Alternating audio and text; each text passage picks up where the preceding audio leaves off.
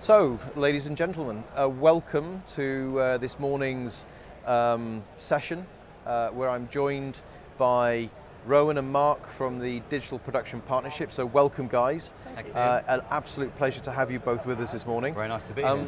And we're going to be talking about some of the challenges to do with OTT and delivering great OTT services in the future. So before we start, I'm going to have to just ask you guys, because I know you've really got your fingers in all sorts of interesting areas. What have you seen at IBC this year that's really caught your attention? Mark, perhaps we go to you first.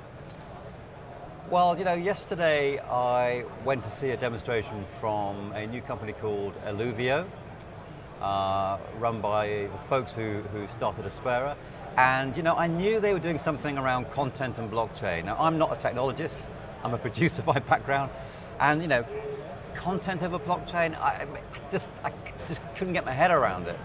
But what I saw, I have to say, completely blew my mind. Wow. And that was because, you know, there are many extraordinary features about what they're trying to develop, but what was most striking was the potential to create a direct commercial relationship between the consumer and the content producer.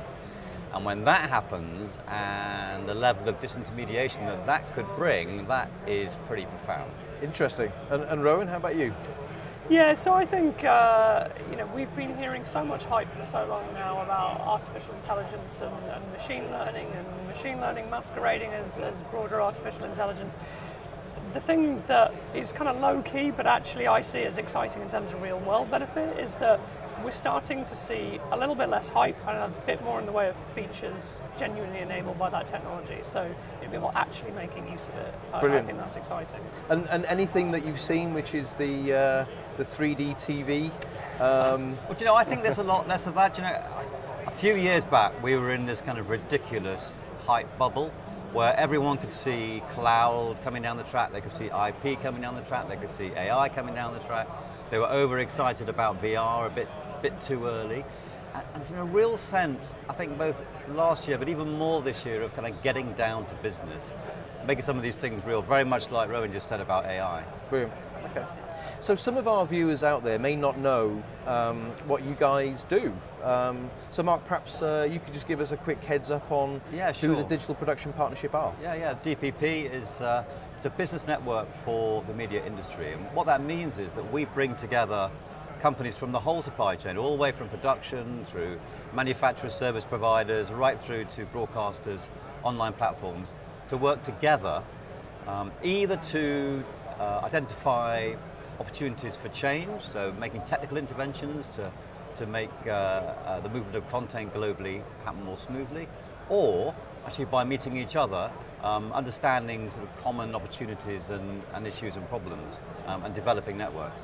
Brilliant. And is that just UK, or do you do other things elsewhere? As you can tell by our accents, we're based in the UK, but we operate internationally, and we have more than 350 members from all over the world. Brilliant.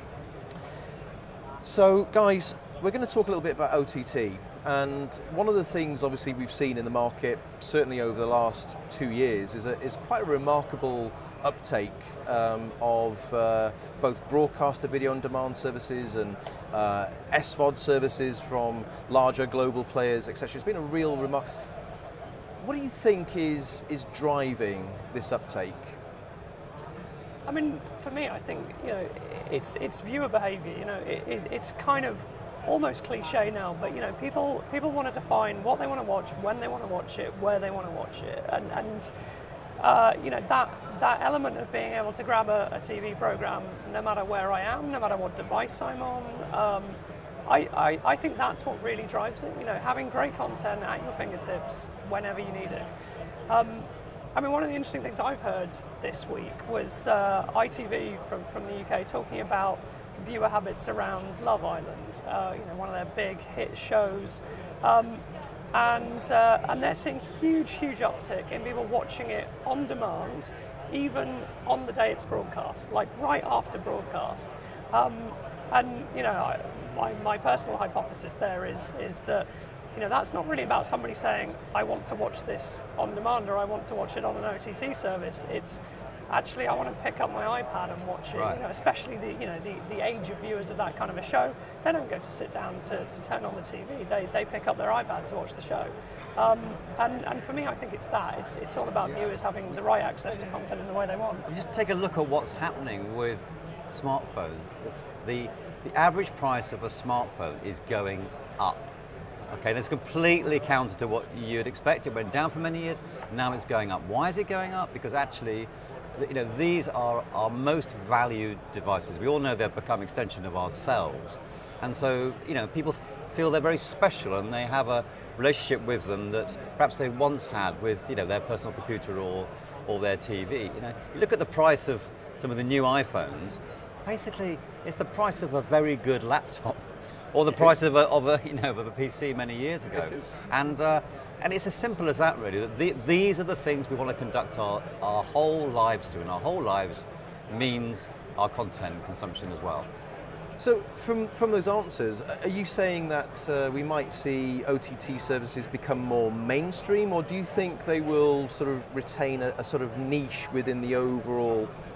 No, they are the mainstream already. Yeah, I mean, absolutely. The only question really is, sort of for how long linear broadcast and OTT will coexist. They're both huge at the moment. They look set to both stay huge for a long time.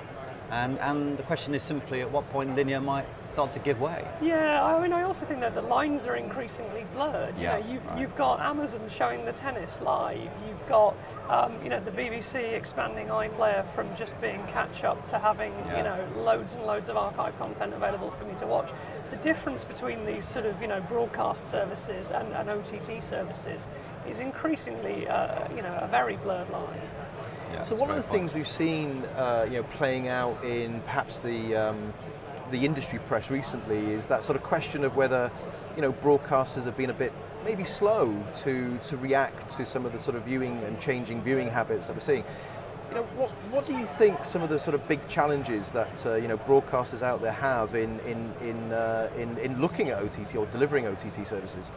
I mean, for me, I think different markets and different broadcasters are in different places, right? So actually in the UK, I'd argue that the BBC drove OTT with the launch of iPlayer, but these are big organisations with big, heavy workflows that have built up over many years, and so I think some of them that are struggling, they've suddenly had to kind of upend the way they do a lot of things to deliver content to online platforms at the same speed they do linear, to invest in new skills to build those services or to find the right partners to work with. I think to a great extent a lot of it is just about steering oil tankers and kind of repointing them in that new direction.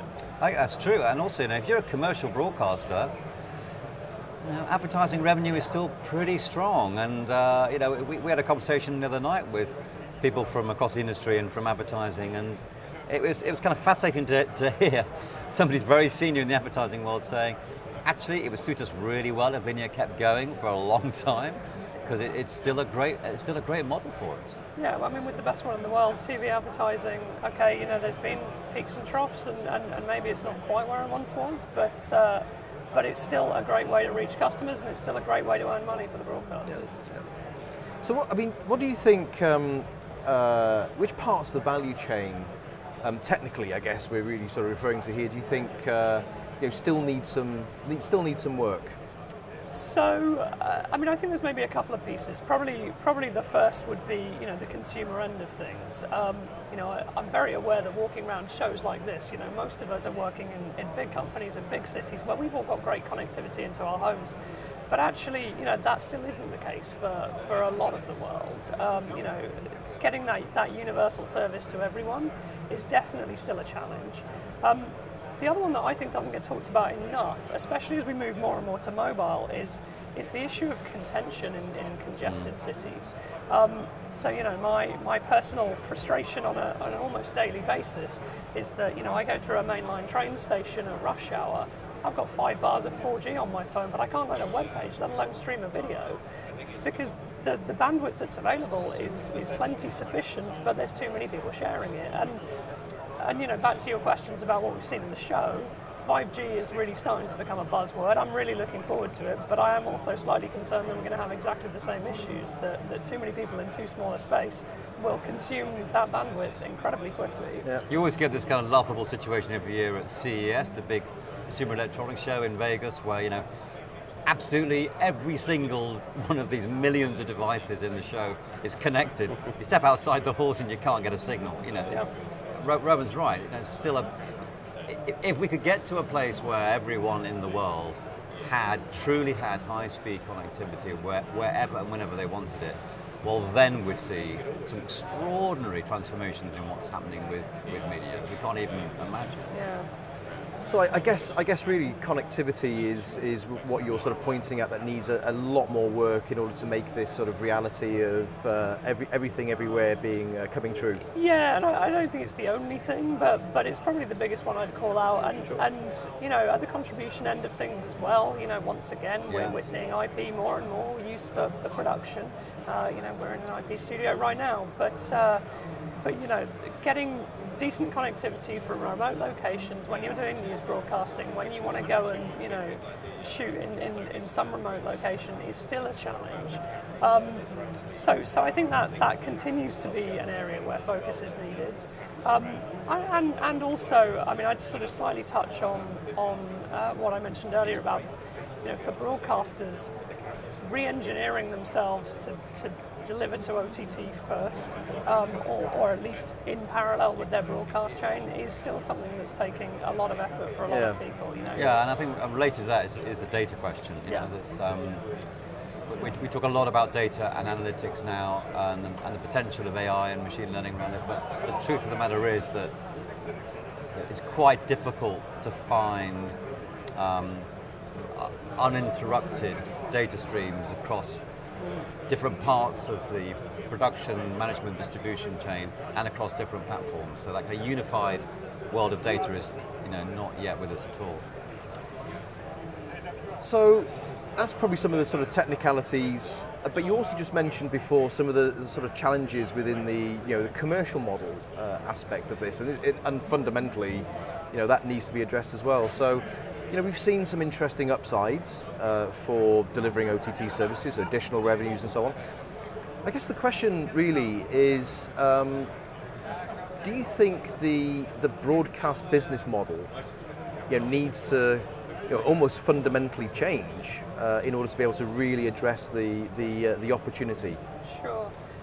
I mean, I'm not sure I'd say fundamentally change, but I definitely think it needs to evolve. I mean, you know, we all know that it's still the case that it's very efficient to get a lot of content to a lot of people via broadcast means, right? You know, it is still the case that for, you know, a top tier Saturday night show or a big sporting event, you know, it is cost effective for broadcasters to stick that out over a satellite link or a terrestrial link, and that is going to change, and you know, that will get leveled out. And of course, it's all very interrelated because, you know, the governments want the spectrum back for those 5G services, which means turning off some of the broadcast services, but then we can't do that unless the broadcasters can make the business model work. So, you know, it is all very interrelated. But I think I'd actually be a bit more outspoken. Yeah, go for it. Well, if you look at two other great content areas, so publishing, books. Okay, now what happened around books was that the behaviours and the demands of consumers became brilliantly serviced through new models, you know, notably kind of the Amazon model. Great for consumers, it works really, really well. It works really poorly for the creators, the people who write books. Look at the music world. You know, we've evolved to consumption models led by consumers that work brilliantly for all of us as consumers. You know, we don't really think about the fact that the people who are creating that great music are not necessarily being remunerated in the way that they should. Yep. And I think the big question for video is, how are we going to avoid, given that consumers are driving our industry as well, how are we going to avoid getting to a place where we have a media consumption model that's absolutely superb for consumers and is really poor for content creators? Well, and of course it rapidly becomes poor for consumers if it's poor for content creators, because, you know, the reason we're all there is for the content. Right. Yeah. Right. So there's almost like a vicious circle that we need to fix in order to make this all a reality. Yeah, It it's could be. certainly a risk. But if we do have, some kind of seismic change, it can then be very hard to get back. That's the problem. Exactly, yeah. That is true. So let's, you mentioned 5G and some of the, interesting dynamics there at a sort of, I guess you could call it governmental level, but looking at perhaps some of the regulatory aspects of this, do we think we need to have a little rethink about how some of those regulatory frameworks are currently set up? Well, it's interesting, this one, because on the one hand, you can see that particularly for national broadcasters, regulation puts a big brake on innovation for them. The need for universal supply and the need to obey all sorts of compliance legislation is very restricting, and it was great for some of the big early OTT providers that they didn't have such inhibitions. But that, of course, is changing. There's starting to be social pressure for some of the same kind of regulation around other suppliers of content. So we may see a bit of a kind of equaling out of this, but overall, it does feel as if governmental bodies need to have a much richer understanding of public interest. That's to say, they do need to be quite bold and brave with all content providers around ensuring the content is safe and can be trusted, but they need to be much more open-minded about some of the kind of channels of supply, and that might mean letting go of some of the universality obligations. Yeah, I think there's a really interesting set of questions around public service in broadcasting as well. We used to have a pretty simple equation where, you got spectrum in exchange for agreeing to offer some services to the public through news and current affairs and educational programming and so on. In a world where I turn on my TV to a screen full of apps instead of to channel 1, 2, 3, 4, and 5, where is that trade-off? How do you build the business models around that public service broadcasting if it isn't necessarily completely profitable? And how does the government ensure that the broadcasters and the content providers are producing that content when they may not have a direct commercial imperative to do so anymore? Yeah, exactly. Well, so actually, it's a really neat segue into something else, which I know has been a key challenge for a number of broadcasters. So, just to frame that up, so I guess broadcasters do one thing particularly well, which is to create great content and then build a great audience around that great content. In the world of an app, that context of discovery. What's your views on that? I mean, where do you think that's going to go? I think that search is something we just don't talk about enough, because we are in, as it's often said, we're in a golden age of content, and I do believe we are. There's just a ridiculous amount of really great stuff out there from all over the world, and the beautiful thing about being in a global content market is that you can now consume content from all sorts of cultures and places. The problem is finding it, and I think all of us as consumers know that we end up being quite lazy. We kind of know we're missing out on stuff because actually the kind of the overhead of looking for it we just deem to be too much, particularly when we're trying to relax, and that's where I think voice search could get really interesting. If it achieves a level of sophistication, which it seems like it might, then that could be groundbreaking. Yeah. I mean, it's definitely getting close. Apple have just updated the HomePod such that you can search for songs by lyrics by voice, right? You can start to see similar things happening with TV content. Find me the stuff with that actor, or what was that drama that so and so was in last week? Yeah. That starts to become a much more compelling voice search proposition than just by title, which is mostly what we have today. I mean, I think linking it back to the regulatory point, my concern would be about, essentially building monopolies. I turn on my TV, I open up Netflix, I have phenomenal recommendations for other Netflix content. What about stuff that's elsewhere? And some people are trying to solve this. I mean, you know, to reference Apple again, you've now got a universal TV search app on the Apple TV and on the iPhone, which gives me access to content from a number of different content providers. But actually, then Apple's just the gatekeeper. You know, is that a whole lot better? I don't know that it is.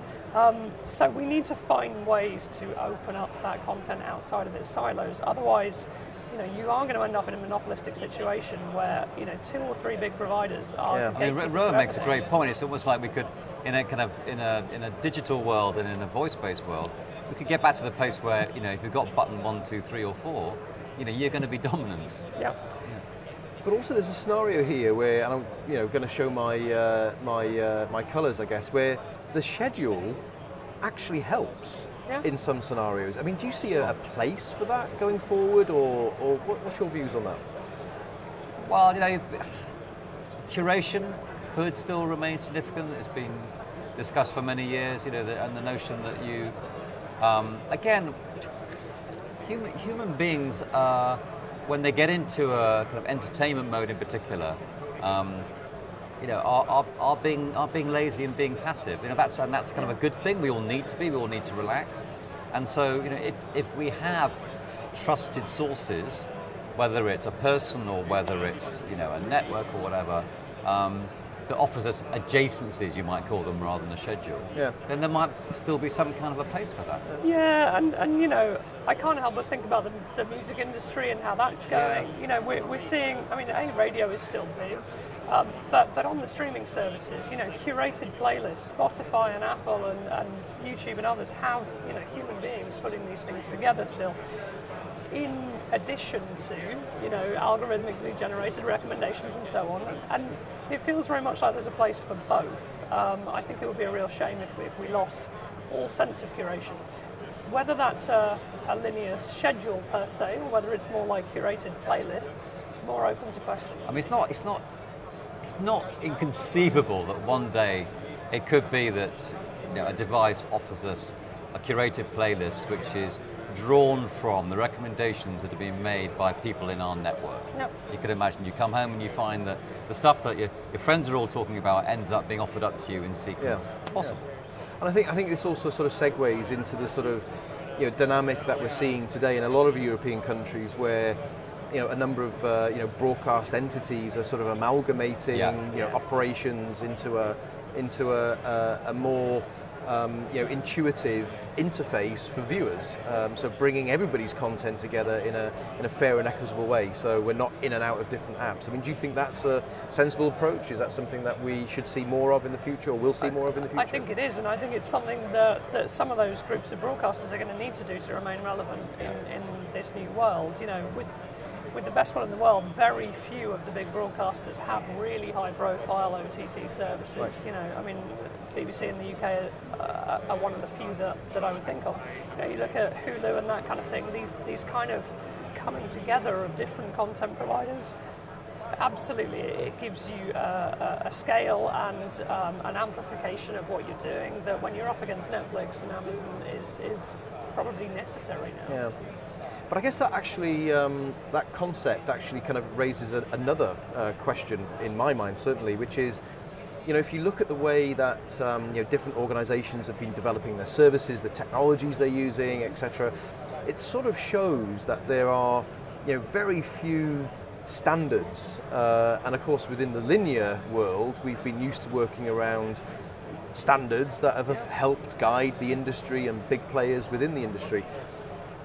Rowan, perhaps you can give us your sense on what you think might be needed in that space. You know, do we need better standards in the online space, or should we just let it kind of do what we? Yeah, I mean, I think that what we tend to see in those kind of software-driven worlds are sort of emergence of de facto standards quite a lot of the time.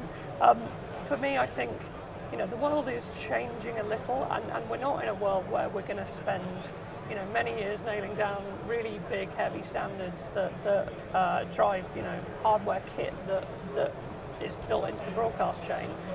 But the collaboration is still very important. I think, you know, different groups of people across the industry getting together to agree on the best ways to do things, to ensure that they're working efficiently, is as important as it ever was, if not more so. Yeah. Yeah, I think you're absolutely right, Rowan. And yeah, the only question really is how we're going to evolve probably a bit of a hybrid approach between kind of the old days of where standards in broadcasting took a long, long time, and kind of the world of IT where they tend to be rather de facto. You know, can we find a faster, more responsive way of making slightly more formal standards and specifications that suit that new online world? Sounds like we need a good body to help us help steer us in the right direction on that. Yeah. Oh, well, I wonder so just bringing us home, I guess now. I mean, we've talked about a number of topics here, guys, and you know, there's a lot of work for everyone in the industry to get this right. You know, Mark, you know, I guess let me ask you this question: in your view, you know, what sort of time scale do you think we're really looking at here? Are we looking at, you know, lots of activity over 10 years, 5 years, a couple of years? What do you think this is going to be? Oh, what a question, Ian. I mean, people always love that 5-year one, don't they? Because 5 years is like far enough away that you kind of think maybe you could have hover cars, perhaps. But it's close enough to feel like you're still talking about something that's relevant. So, of course, obviously, I don't know. I think what's so difficult about predicting change timelines now is that, by and large, change doesn't happen quite as fast as you expect, except for the thing you didn't think of that drops in the middle, that happens really fast and is highly disruptive. You know, I think some of the consumer behaviours around around their use of smartphones in particular, are things that we didn't really predict and have had really, really profound impacts very quickly. I'd also add to that actually if we want to get a more realistic sense of the timeline for change, we should take off our very Western-centric goggles and look elsewhere in the world, because it is a global media economy, and so what's happening in Asia matters. These are huge markets, and if those markets are driving change at a certain rate, and we're already seeing, for instance, that e-commerce is wildly more advanced in China than it is in the West, then we could suddenly see, you know, developments that have happened quickly elsewhere in the world suddenly impact in the West. So, you know, it'd be a mistake to think that Western change, pace of change, is what leads. So I managed to dodge a question. I think what I'll try saying is that I would predict that something will happen within the next 5 years that is going to have a much bigger impact than we might expect, and will mean that this show will be getting its head around something brand new. And Mark, that's all we can ask for in terms of a prediction. So we'll come back in 5 years and we'll play the tape and let's see what's said. Gents, thank you so much. Some great topics and some very interesting commentary from Mark and Rowan at the DPP. Thanks, Ian. Ladies and gentlemen, thank you for listening. Stay tuned at the top of the hour for more great TV from Akamai. Thank you so much.